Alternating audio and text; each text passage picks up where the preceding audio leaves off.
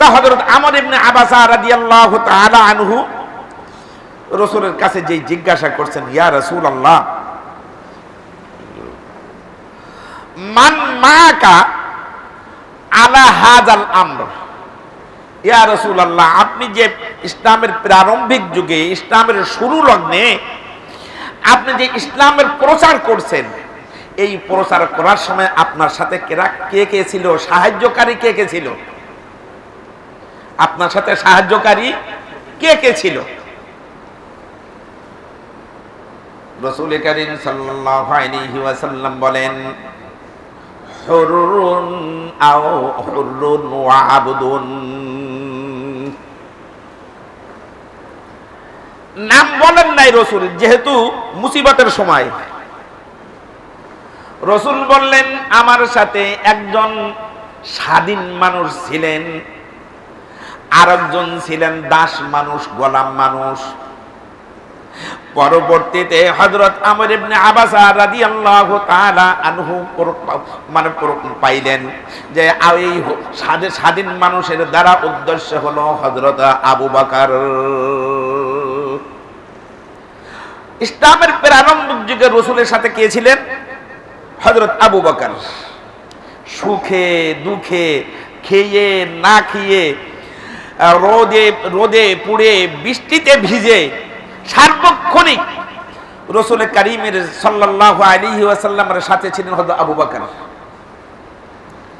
ও আব্দুন, আরেকজন ছিল একজন গোলাম, তিনি হলেন যায়েদ ইবনে হারেসা রাদিয়াল্লাহু তাআলা আনহু।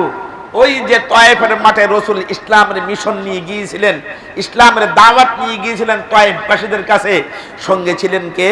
হযরত যায়েদ ইবনে হারেসা রাদিয়াল্লাহু তাআলা আনহু। কত পাথর খেয়েছেন হযরত যায়েদ ইবনে হারেসা। ওই যে তয়েফের বাসিন্দারা রাসূলকে কি করেছিল? পাথর মেরেছিল। পাথর মারছিল না, জানা আছে তো? কত হৃদয় বিদারক ঘটনা। আরে রাসূল তো গেছেন ইসলাম প্রচারের জন্য। রাসূল তো কারো কাছে স্বার্থের জন্য যান নাই, কারো কাছে টাকার জন্য যায় নাই, পয়সার জন্য যায় না, হাত পাততে যায় নাই, কিছু ভিক্ষা নিতে চায় নাই। রাসূল গেছেন হযরত যায়েদ ইবনে হারেসা রাদিয়াল্লাহু তাআলা আনহুকে সাথে নিয়ে গেছেন কি, যে তারা যেন দিন বুঝে, তারা যেন জাহান্নাম থেকে মুক্তি পেয়ে যায়, তারা জান্নাতের মেহমান হয়ে যায়। এই জন্য তো রাসূল তয়েফে গেছেন। যখন দাওয়াত দিয়েছে তো কি করেছে? পাথর মেরেছে রাসূল সাল্লাল্লাহু আলাইহি ওয়াসাল্লামের উপরে। হযরত যায়েদ ইবনে হারেসা রাদিয়াল্লাহু তাআলা আনহু কাফেরদের ওই পাথরগুলা আপনার কি বলে ঢাল হিসাবে নিজের শরীরকে হযরত যায়েদ ইবনে হারেসা লাগাই দিয়েছেন, সামনে দিয়েছেন, না আমার রাসূলের গায়ে আমি একটা পাথরও লাগতে দেব। তারপরও তয়েফের এই ছোট্ট বাচ্চাদের যে লিলি দিয়েছিল, এরা চতুর্দিকে পাথর মারতে মারতে রাসূলের গায়েও, পবিত্র শরীর মোবারকও কি লেগেছিল? পাথর লেগেছিল, যার কারণে সমস্ত শরীরটা, রাসূলের সমস্ত শরীরটা রক্তে রঞ্জিত হয়ে গিয়েছিল। হযরত আমর ইবনে আবাসা রাদিয়াল্লাহু তাআলা আনহু আবার জিজ্ঞাসা করলেন, রাসূল গো, আপনার কাছে আমি শুনতে এসেছি, জানতে এসেছি, আমি কিছু আমলের কথা শিখতে এসেছি। মাল ইসলাম, ইসলাম কারে বলে? ইসলাম সেটা কি? ইসলাম কি? আমরা তো মনে করি ইসলাম বললেই তো মনে করি যে বোধহয় নামাজ পড়া, কলেমা পড়া, জিকির আজকার করা, এছাড়া বোধহয় আর কিচ্ছু না। আমর ইবনে আবাসা জিজ্ঞাসা করলেন, মাল ইসলাম, ইয়া রাসূলুল্লাহ, ইসলাম কাকে বলে? আল্লাহর রাসূল সাল্লাল্লাহু আলাইহি ওয়াসাল্লাম ইসলামের সংজ্ঞার দিকে না যেয়ে বললেন, ইসলাম হলো তিবুল কালাম, ইসলাম হলো মানুষের মুখের মিষ্টি ভাষা।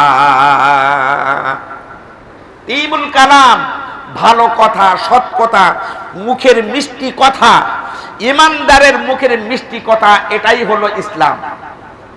এটাই হলো কি? জোরে বলেন না কেন? আপনারা কি খেয়াল করে শুনতেছেন? ইসলাম কারে বলে? ইমানদার, যার মধ্যে ঈমান আছে, এই ইমানদারের মুখের সুন্দর ভাষা, মিষ্টি ভাষাকে কি বলে? ইসলাম বলে।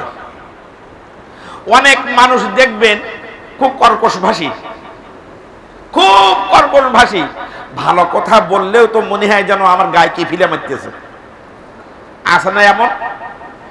আসলে মিষ্টি ভাষাটা এটা আল্লাহর কাছে অনেক দামি ভাষা। মিষ্টি ভাষা অনেক কি দামি ভাষা।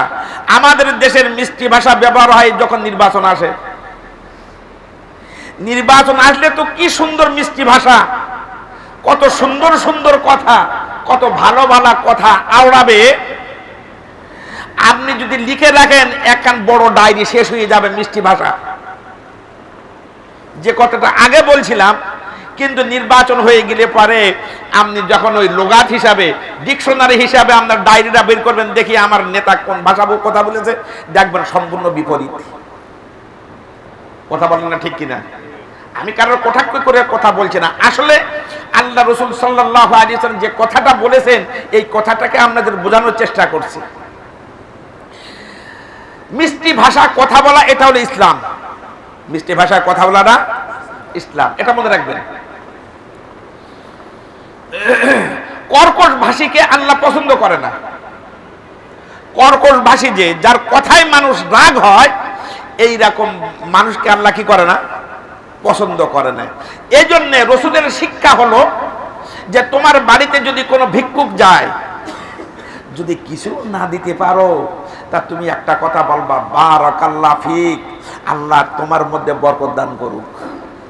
আমাদের দেশের আগের মা বোনেরা যারা আপডেট মা বোনেরা, কিন্তু বুড়ো যারা চলে গেছে, কি যারা ঘুমটায় এখনো কপালের নিচে ঝুলাইয়ে দেয়, এদের কাছে গেলে দেখা হলে কিছু চাইলে পরে ওরা কি বলে? বাড়ান্ত বলে। কি বলে? কথা বলেন না কেন আপনারা? ওরা বাড়ান্ত বলে না? বাড়ান্ত মানে কি? বারাকাল্লাহু ফিক, আল্লাহ তোমার মধ্যে বরকত দিক।